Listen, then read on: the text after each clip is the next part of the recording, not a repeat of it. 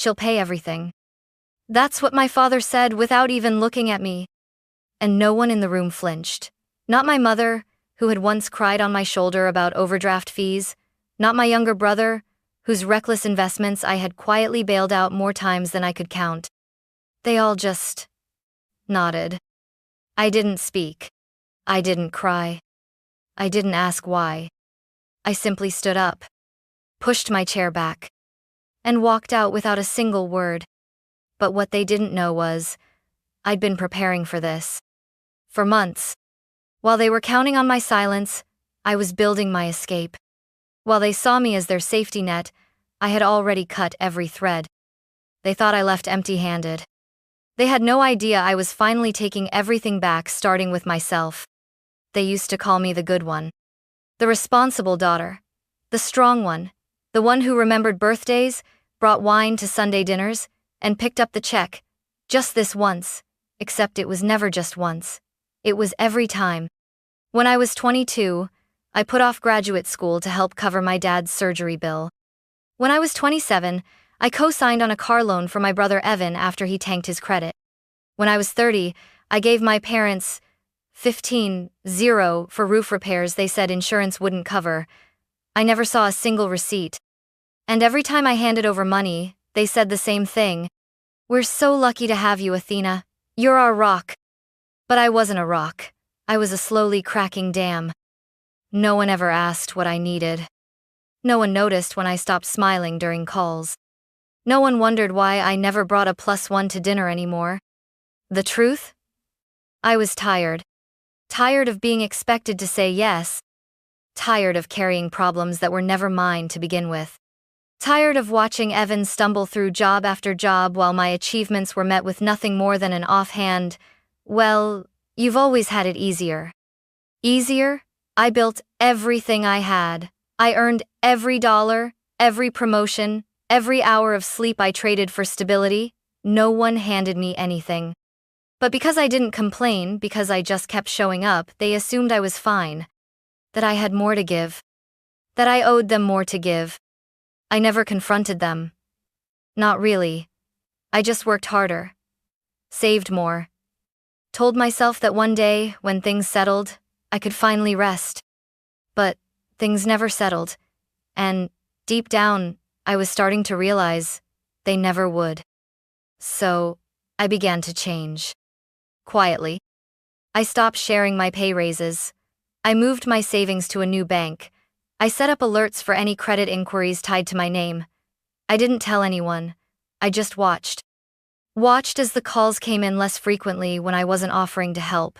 Watched how quickly the warm, "We miss you" messages faded when I didn't volunteer to cover someone's rent. Watched how invisible I became the moment I stopped being useful. I was no longer the good daughter. I was just the one who'd stopped giving. And in my family that meant I was a threat. The shift didn't happen all at once. It came in small, almost imperceptible ways, like a picture frame tilting slowly on the wall until one day, you finally notice it's off balance. It started with a strange voicemail from my mother. "Hey, honey, call us when you get a second. We need to, talk about something." No emergency, no context, just something. And something in her voice felt rehearsed, like she was trying to sound casual but couldn't quite pull it off. A few days later, Evan texted me. "Hey, you coming to dinner Sunday? We've got some stuff to run by you." Run by me? They never used that phrase. My family didn't run things by me, they just assumed I'd show up and help. I didn't respond right away. Instead, I did what I always do when I sense things slipping. I dug. I logged into my credit monitoring account. No red flags. I checked the deed to my condo still, solely under my name. Then, I opened my financial binder, the one I kept hidden behind the cleaning supplies under the sink. It was organized, color-coded, precise like me. Bank statements, transfer records, emergency fund breakdowns, a printed spreadsheet titled, "Unreturned Family Contributions." There it was, line after line. 5-0. Evan's tuition shortfall. 12-0. Mom's dental implants. 700. Family emergency. Never specified. Total 650. None of it ever came back. I closed the folder slowly, like shutting a coffin. The following Friday, my dad called. Athena, we're having a family meeting on Sunday after dinner. Just us, nothing serious. We just want to talk through a few things as a family. I stayed silent long enough that he added, we'll keep it short. Family meeting? That had never existed in our household. We weren't the type to sit around and talk. We were the type to shove issues under the rug and pretend they didn't exist. That's when I knew. Whatever this was, it wasn't casual. It wasn't a discussion. It was a setup. And I had a decision to make. Walk in blind like I used to? Or walk in ready? I chose something in between. That Sunday, I showed up with a neutral smile, a blank notebook, and a calm that wasn't real. I sat at the table like a guest in my own family. I listened. I waited. And when my father leaned back in his chair and said without hesitation, Athena can pay for it, I didn't blink. They had finally said it out loud. And I was done pretending not to hear. We sat in the living room like strangers dressed as family. Mom had made roast chicken. Evan drank soda straight from the can. Dad wore his favorite worn flannel, the same one he used to wear when I was little, and still believed he could fix anything. They chatted about meaningless things, traffic, the neighbor's new car, a coupon Evan found for winter tires. The longer it dragged on, the more certain I became. They were stalling. Then it shifted. Dad cleared his throat. Mom folded her hands. Evan leaned back like he was waiting for a presentation. Athena, my father began, like he was reading from a pre-approved script. Your brother's in a difficult situation, a lawsuit, some miscalculations. The details aren't important, but the amount is significant. He didn't meet my eyes. It's 210, 0, Evan said, like it was the weather forecast. I have 30 days before it goes to court. I didn't move. We've talked it over, Mom said quickly. And we think the best solution is for you to help. Just until Evan can get back on his feet. I waited. My father's voice came low and flat, like he'd practiced it in the mirror. She'll pay everything. Not could. Not maybe. Will. That was the moment. That single sentence unzipped something in my chest. I looked at each of them, not with anger, not even hurt, just understanding. Like I was finally seeing the full picture, one I'd been too loyal, too tired, or too hopeful to admit was real. They weren't asking. They had decided. Because in their minds, I wasn't Athena, the person. I was Athena, the provider, the bailout, the fallback plan. And when you've always been dependable, silence becomes consent. But not this time. I didn't cry. I didn't raise my voice. I didn't explain how much they'd taken from me over the years. I stood up, tucked in my chair, smoothed my coat, and walked toward the door. Wait, Athena? Mom's voice rose behind me, brittle with confusion. I kept walking. Athena, can we just... I closed the door behind me before she finished. No slamming, no theatrics. Just an ending. I didn't go home that night. Not to the apartment with the framed family photo in the hallway. Not to the freezer full of lasagna I'd made for dinners. I was always too tired to eat. I drove for hours instead. No destination, just movement. Silence clung to me like fog. Not the cold, cruel kind. The clean kind, the kind that settles after a fire burns itself out. My phone buzzed. Mom, where did you go? Dad, we need to finish the conversation. Evan, seriously? You're just going to leave? I didn't answer. Instead, I parked in front of a quiet 24-hour diner. I sat with the engine running, my hands still on the steering wheel, and finally, I exhaled. They thought they'd cornered me. But they never noticed I'd already built the exits. For months now, I'd been moving my assets to banks they didn't know about. I'd created new passwords, added two-factor authentication, changed security questions to things they couldn't guess no more, mother's maiden name, or first pet. That night, I logged into every account I owned. Savings, investments, retirement funds. Click, transfer, freeze, lock. Then I pulled up the joint account I once opened to help Mom organize bills I'd left, 250 in it out of habit. Now it held 0. I changed my phone number, deleted shared calendars, removed location sharing. Every digital thread connecting me to them snapped. Then came the apartment. I packed a single suitcase, left behind the couch they'd guilted me into buying for Thanksgiving gatherings, took only what was mine. By sunrise, I was checked into a month-to-month rental across the state line, a small, clean loft, with no family photos, no memories pressed into the walls. It was quiet. Not lonely. Not sad. Just mine. By the end of that week, the texts turned to guilt. We raised you better than this. Your brother is in trouble. This isn't how family works. And then came the plea that told me everything I needed to know. We don't have anyone else. Exactly. They didn't have me anymore either. The number was unfamiliar. I almost didn't pick up. I was sitting on the floor of my temporary apartment, folding the same 3 sweaters into a drawer I didn't plan to use for long. The room smelled faintly of new paint and old wood, a blank slate. But something told me it was him. Hello? There was a pause. Then, his voice. Athena. Just my name. No apology, no greeting, just that it meant something. I said nothing. Look, I get it. You're mad, Evan said. But this isn't just about you, okay? This is about family. There it was. That word again. The one they used like a net warm enough to sound loving, strong enough to trap. You didn't even say anything, he continued. You just walked out. You ghosted us. No, I said flatly. I walked away. There's a difference. You could have said something? You weren't listening, I cut in. None of you were. You'd already decided what my answer would be. You just wanted me there to nod and write the check. The silence on his end crackled like static. I'm going to lose everything, he finally said. Softer now.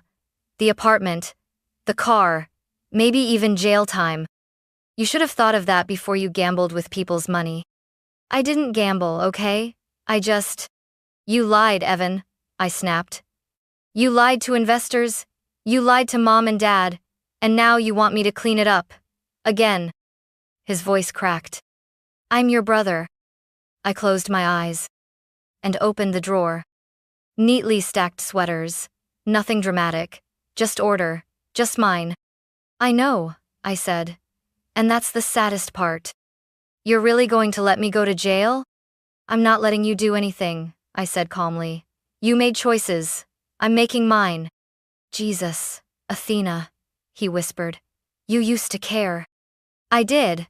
So much that I nearly emptied myself trying to fix everyone else's mistakes. And now? Now I care enough to stop. He didn't speak for a long time. I imagined him sitting somewhere with his head in his hands, still thinking this was a phase, still believing I'd crack. Please, he said, voice raw. I'm begging you. I looked out the window. Early evening. A row of maple trees swaying outside.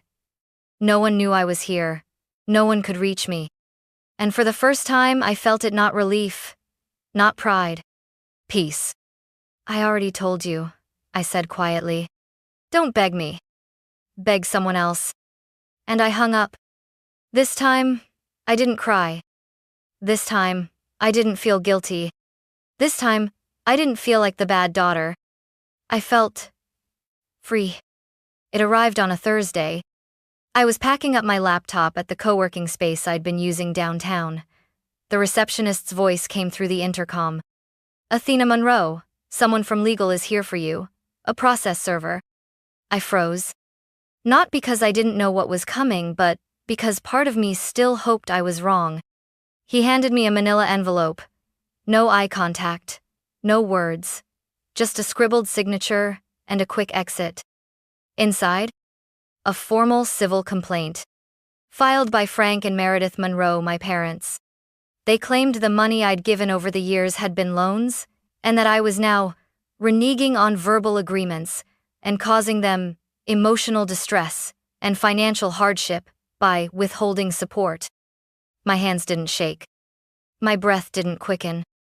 Instead, I laughed. Not the kind of laugh that feels good. The kind that leaks out when disbelief finally gives up and lets exhaustion take over. I'd been their daughter, their safety net, their silent donor. Now, I was a defendant. I took the envelope, walked to the small cafe down the street, and opened my laptop. I pulled up the contact Susan, my former manager, had sent me months ago. Carol Kim, attorney, civil defense, no nonsense. I emailed her everything: the scanned complaint, my notes, the spreadsheet labeled family contributions, not loans, and the folder of digital bank statements. She called back within 10 minutes. "They don't have a case," she said without hesitation. "No contracts, no signed agreements, no loan terms. This is textbook harassment." I was quiet for a beat. "Can we counter?" I asked. "Yes," she said. "We could go after them for emotional distress, defamation, even financial damages. You'd win." I didn't reply right away. The thought of suing my own parents? Part of me recoiled.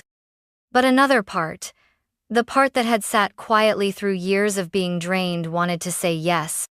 Still, I didn't. "I don't want their money," I finally said. "I just want them gone." A pause. Then Carol's voice, softer now. "Understood." I ended the call, tucked the envelope into my bag. And in that moment, I knew. This wasn't just survival anymore. This was liberation. That weekend, I started packing. Not because of the lawsuit. Not because of fear. But because there was nothing left to stay for. I'd already signed the lease on a quiet apartment 2 states away, close to water, farther from memory. It wasn't a fresh start, not exactly. Just a clean one. I opened boxes that once held photos, holiday ornaments, and birthday cards from people who now called me emotionally harmful. Some I kept. Most I didn't. I picked up a frame, a picture of the 4 of us from a beach trip years ago. I stared at it long enough to realize I couldn't remember the last time any of us laughed like that without expectation attached. I set it down face first in the donation pile. I moved through the apartment like someone moving through a museum of her own life, carefully, quietly, leaving notes on what to discard and what to carry forward. Old baking pans, toss. Sweaters mom bought, donate. The financial binder under the sink? Keep. By Sunday morning, all that was left were clean floors, empty shelves, and a single suitcase. The rest, I left behind. I got one more call, a number I didn't recognize. I answered before I could stop myself. "Are you really doing this?" Evan's voice strained, already on edge. "You're just leaving?" "I already left," I said. "You just didn't notice." "I could lose everything," he said again like a broken record. "The apartment, my license, I'll have nothing." "I already have nothing," I said softly. "No trust, no family, just a lifetime of being used." Silence. Then, "I was scared," he admitted. I nodded, though he couldn't see. "I know," I said. "But fear doesn't excuse using someone." Another pause. "I didn't mean to hurt you. You didn't think about me at all." He sighed. "Please, Athena, please." I didn't raise my voice. I didn't cry. "I told you before," I said. "Don't beg me. Beg someone else." And I ended the call. No texts followed. No emails. They must have realized the door had closed. The new apartment was nothing special. 2 bedrooms, a small balcony, faint scent of fresh paint, and the ocean on good days. But it was mine. No one had ever been here. No one knew the address. No one had a key but me. I set my one suitcase down in the hallway. There was no welcome party, no family dinner, no casseroles in the oven. Just silence.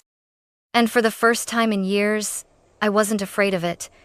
I slept that night like a stone, no buzzing phone on the nightstand, no mental checklist of bills to cover or people to save. Just stillness. The next morning, I opened my laptop and drafted a mission statement. Something I'd been thinking about for months back, when I still believed I had to choose between freedom and compassion. A nonprofit. Small. Focused. To help people, mostly women, reclaim financial independence from families who saw them only as wallets with faces. I called it Second Ledger.